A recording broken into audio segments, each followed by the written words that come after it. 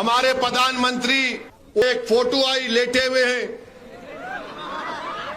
फिर एक टीवी पर मैं देखा कि लोकसभा के अंदर प्रधानमंत्री जा रहे और उनके पीछे कम से कम 18 से 20 हमारे हिंदू भाइयों के मजहब के पुजारी मंत्र पढ़ते हुए जा रहे हैं।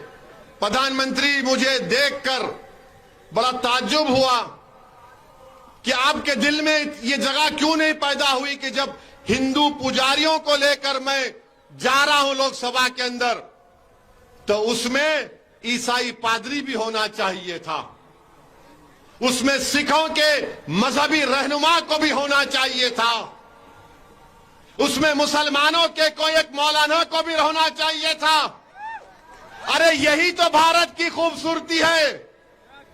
वजीर आजम, इस देश का मजहब एक नहीं है, भारत का एक मजहब नहीं है, भारत किसी मजहब को मानता भी नहीं है, भारत पूरे मजहबों को मानता है। इंडिया का कोई रिलीजन नहीं है, इंडिया सब रिलीजन को मानता है। अगर कोई रिलीजन को नहीं मानता, इंडिया उसको भी मानता है। मगर अफसोस हुआ देश के प्रधानमंत्री, आप सिर्फ एक ही मजहब के लोगों को लेकर गए लोकसभा में। काश आपका दिल बड़ा होता तो उसमें ईसाई, सिख, मुसलमान और जैन लोग भी अंदर होते, बाहर हुआ।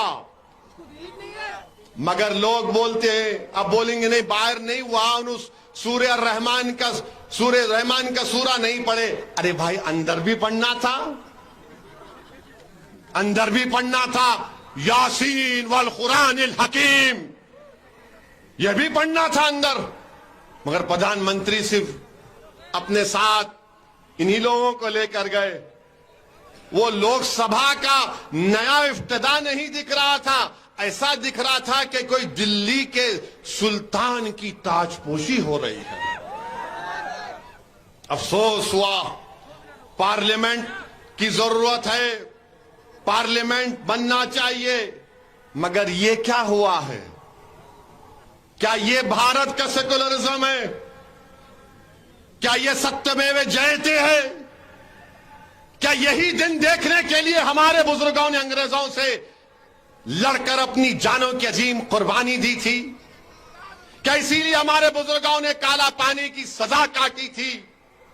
क्या इसीलिए जलियांवाला बाग में हमारे बुजुर्गों ने अपनी जानों को कुर्बान कर दिया अंग्रेजों की गुलामी से आजादी हासिल करने के लिए? क्या इसीलिए बहादुर शाह जफर के सामने उनके बेटों की कटे हुए सर को लाकर पेश किया गया था? क्या इसीलिए टीपू सुल्तान ने अपनी जान की कुर्बानी दे दी अंग्रेजों से गुलामी को आजाद कराने के लिए? बताइए आप मेरे अजीज दोस्तों और बुजुर्गों, ये देश के वजीर आजम को नहीं करना चाहिए था। मिस्टर मोदी, आप हिंदुओं के भी प्राइम मिनिस्टर हैं, मुसलमानों के भी हैं, ईसाइयों के भी हैं, सिखों के लिए भी हैं, आदिवासियों के लिए आप सब 130 करोड़ जनता के वजीर आजम हैं। आप एक मजहब के नहीं हैं। तो लोग अब कल से बोलेंगे वैसी तेरा मजहब कौन सा है? अरे दीवाने, मैं प्राइम मिनिस्टर ऑफ इंडिया की बात कर रहा हूं, मैं प्रधानमंत्री की बात कर रहा हूं, मैं वजीर आजम हिंद की बात कर रहा हूं। मेरी बात तुम कब जब करोगे? जब कोई मैं ओहदे पर आऊंगा। मगर इंशाअल्लाह ताला जब तक अल्लाह मुझे जिंदा रखेगा, जब तक आपकी दुआएं, आपका साथ रहेगा, असदुद्दीन ओवैसी जहां ठहरा है वहीं ठहरेगा। मेरी अगर ये फकीरी है तो मुझे अपनी फकीरी पर नाज है। अल्लाह ने मेरी फकीरी में शाही दी है।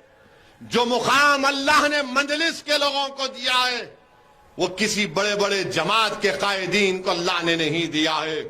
ये अल्लाह का बहुत बड़ा करम और फजल है।